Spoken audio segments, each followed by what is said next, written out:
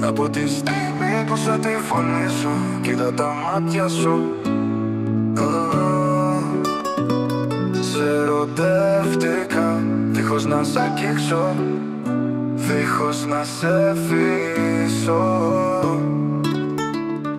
Σε ερωτεύτηκα 3.000 χιλιόμετρα μακριά.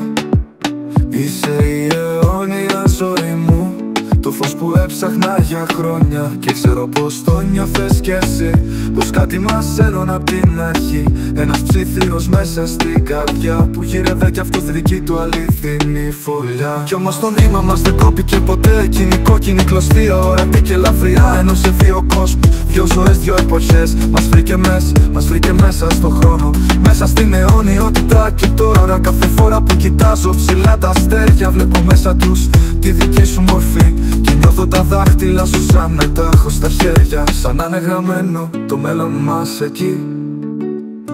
Κάθε βράδυ σου στέλνω ένα κομμάτι μου με τα αεράκι, με την ελπίδα πως θα φτάσει σε σένα το μοναδικό μου λουλουδάκι. Είναι οι αναμνήσεις που χτίζουμε καθημερινά.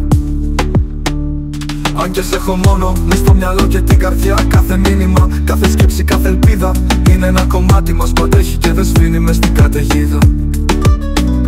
Μπορεί να είμαστε χωριστά, αλλά η ψυχή μας είναι μαζί. Γιατί η αγάπη μας δεν είναι απλώς μια στιγμή. Είναι ένα ταξίδι, μια διαδρομή που δεν τελειώνει. Μια ιστορία που ποτέ ο χρόνος δεν τη σκοτώνει. Μαζί ανασένουμε, μαζί ονειρευόμαστε. Αυτή η αγάπη μας που δεν τολμάμε να πούμε.